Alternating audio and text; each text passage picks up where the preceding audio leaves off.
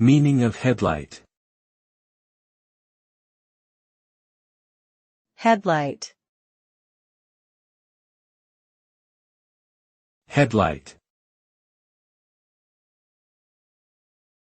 Headlight.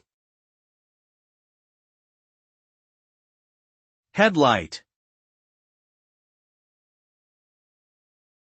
A headlight is a device located at the front of a vehicle that illuminates the road ahead during low visibility conditions such as nighttime or foggy weather.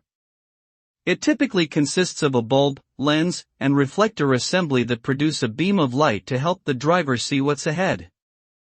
Headlights are an essential safety feature as they not only allow drivers to see but also make the vehicle visible to other road users.